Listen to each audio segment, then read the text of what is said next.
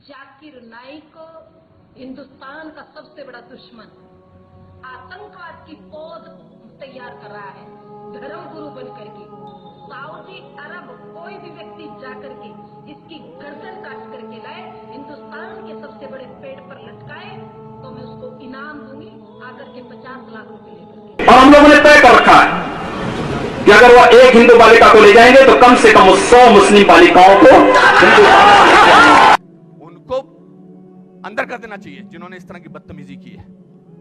हैं कुछ ऐसे लोग पार्टी में जो बकवास करते हैं, चाहे वो साध्वी हैं, चाहे वो और कोई ना योगी हैं, उनको अंदर कर देना चाहिए, उनको डांटना चाहिए और उनको निकाल देना चाहिए। लेकिन एक बात आज जानना चाहता हूं कि आप यहां केवल, जैसा मुझे सुनने में और देखने में अभी पड़ रहा है, कि आप जो बात कह रहे हैं केवल इस्लाम धर्म की आखिरी बात, इस्लाम धर्म की सारी बातों को आप कबूल करवा रहे हैं और इस्लाम धर्म को सर्वोपरि मान रहे हैं। मैं भी मानूंगा अगर आप मेरी बात को, अभी ईसाई धर्म भी है, बौद्ध धर्म भी है, जैन धर्म भी है और सिख धर्म भी है, हिंदू धर्म भी है।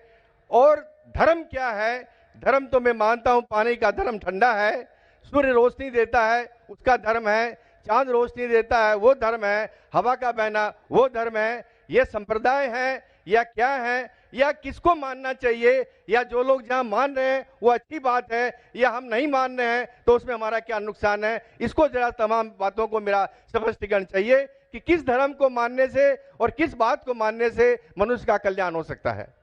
भाई साहब ने बहुत अच्छा सवाल पूछा है और बहुत अहम सवाल पूछा है।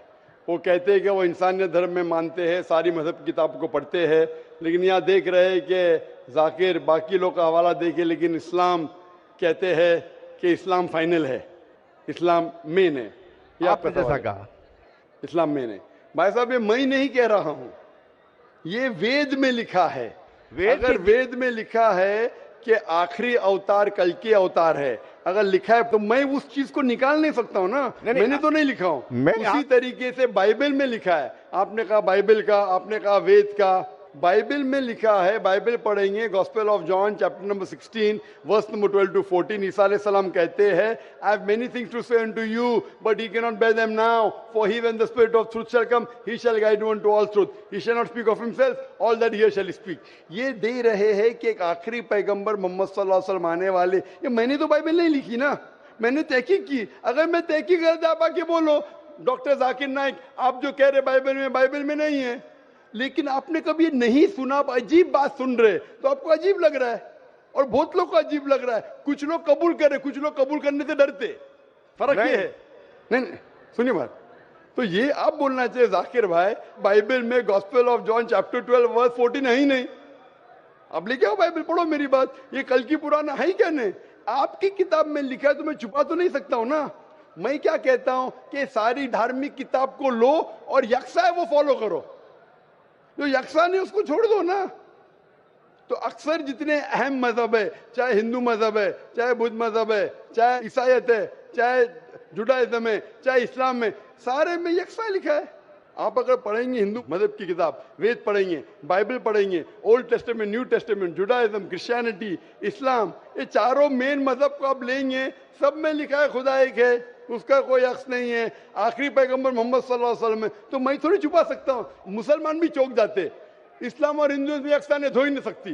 कितने मुसलमान मेरे खिलाफ है, हिंदुइज्म और इस्लाम में यकसानियत हो ही नहीं सकती। लेकिन जब खुदा फरमाते तालव इला कलिमतिन सवाइम बैना बैनकुम, आओ हम उस बात की तरफ जो यकसा है। मैं भाई साहब जितनी लंबी तकरीर में दे सकता हूँ हिंदू और इस्लाम मजहब में यकसानियत, उससे लंबी तकरीर दे सकता हूँ डिफरेंसेस के ऊपर, इख्तिलाफ पे। लेकिन मेरा काम इख्तिलाफ ने, मेरा काम यकसानियत का है, क्योंकि मैं तालिब इल्म हूं। मैं अगर तकरीर करने लगूं कि हिंदू मजहब और इस्लाम में डिफरेंस क्या है तो और लंबी तकरीर कर सकता हूं मैं। लेकिन मेरा काम है लोगों को जोड़ना, लोगों को तोड़ना नहीं। लेकिन जोड़ते वक्त जब मालूम पड़ रहा है सही, अगर बाकी के धार्मिक गुरु अपने लोग से नहीं कह रहे, क्या उनके किताब में लिखा है कि खुदा एक है, खुदा के अलावा किसी की और पूजा नहीं करना चाहिए, आखिरी पैगंबर मोहम्मद सल्लल्लाहु अलैहि वसल्लम, उनकी गलती है, मेरी गलती क्या है? और मैं तो खुले मंच पे बोल रहा हूं ना। और मैं कहता हूं कि आओ आपके धार्मिक आदमी को लेके आओ, अगर गलती है बैठ के हम डिस्कशन करेंगे, जिस तरीके से मैंने श्री रविशंकर के साथ किया था। श्री रविशंकर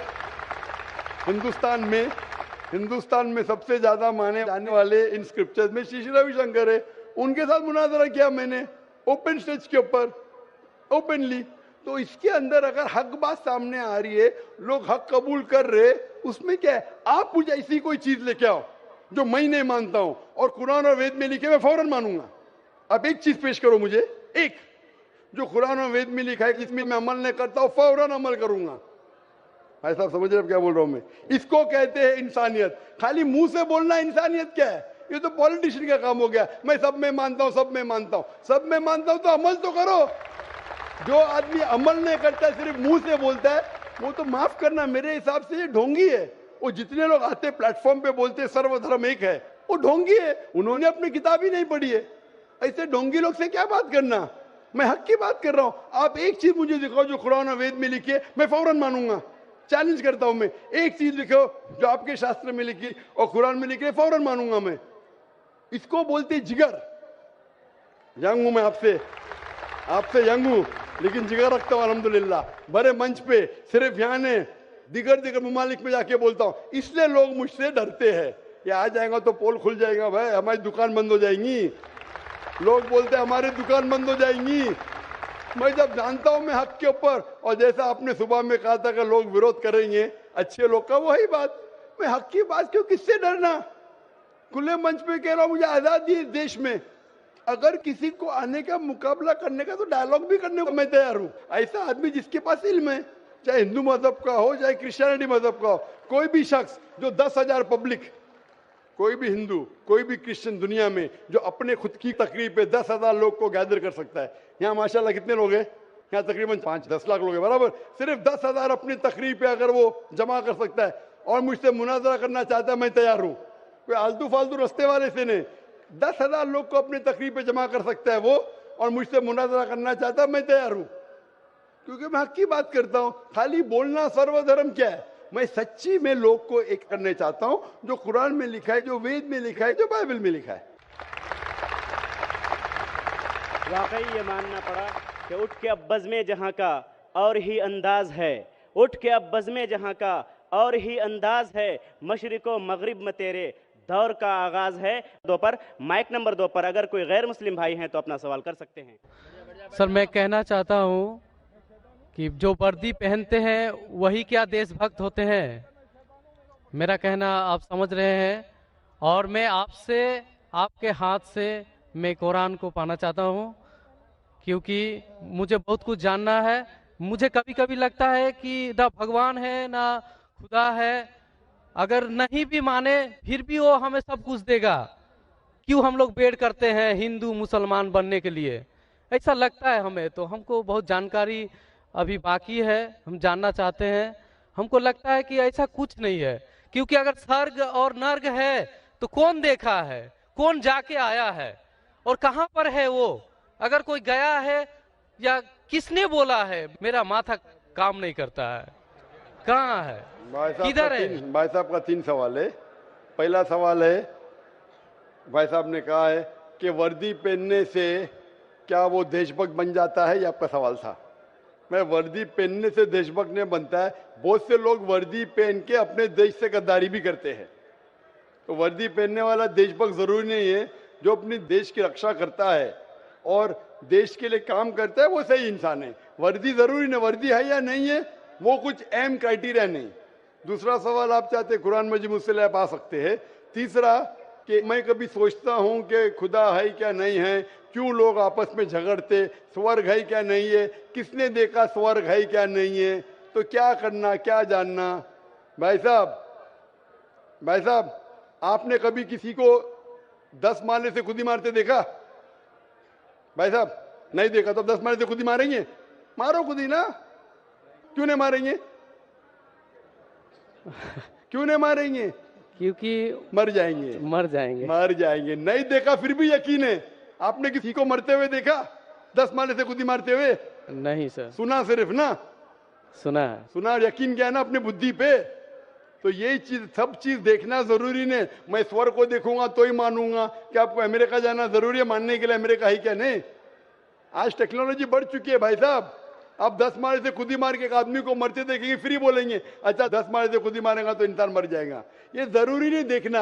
अपने बुद्धि से आपको इम्तिहान लेने पड़ेगा, क्या बात सच है क्या बात गलत है। तो आप जब पढ़ते हैं, जो शास्त्र पढ़ते हैं जो आपकी बुद्धि को नहीं संतुष्ट करता है, आप उसमें नहीं मानते।